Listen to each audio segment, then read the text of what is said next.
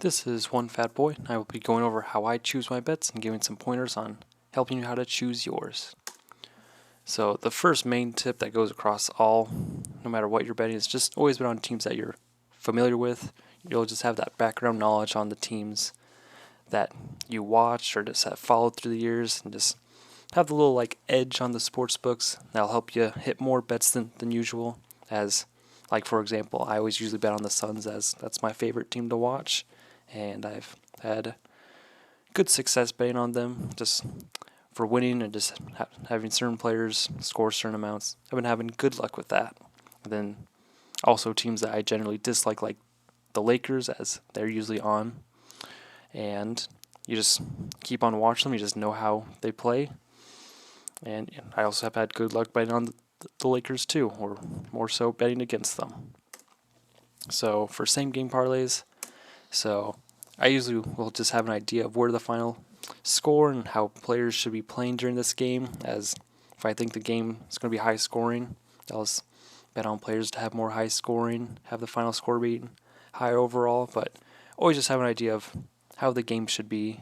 Just be familiar with the teams as well.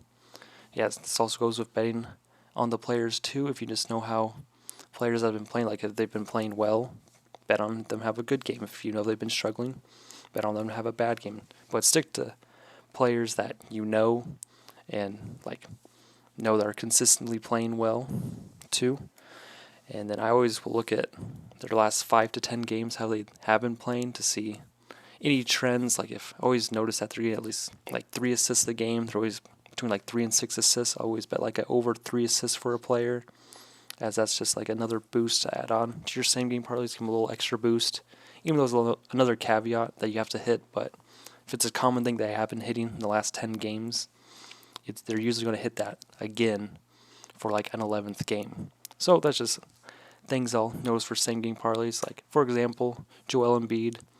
This is someone I bet on a lot, and I usually will choose somewhere for an over of 25 or 30 points, somewhere in there, and over for 8 to 11 rebounds, and over 4 assists, and a 3-pointer made. And then I always kind of adjust that to see who he's playing. I might take out one of those and just put on another for the team total or something like that. But somewhat of a mix of that, and it always has a decent payout. It's always plus at least 200 something, somewhere in there. It's pretty consistent.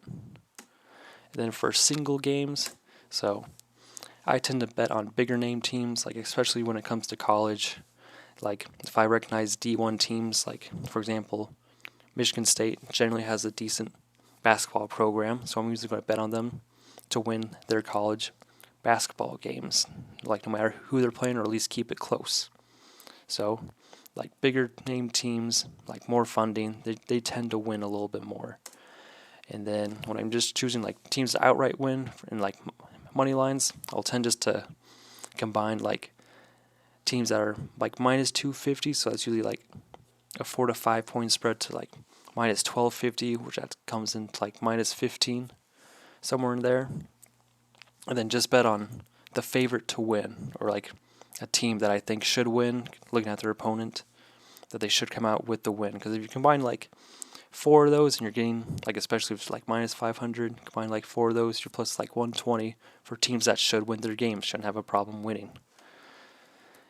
And then when the spreads are very wide, or it's a close game, a -1, but you really are leaning towards one team, I will always just adjust the spreads just a little bit, maybe bump it 4 points in my favor for games I'm not 100% too confident, but I think it should come out with one team winning, but I know it'll be close. I'll just give them 4 more points, even though it'll lower the odds.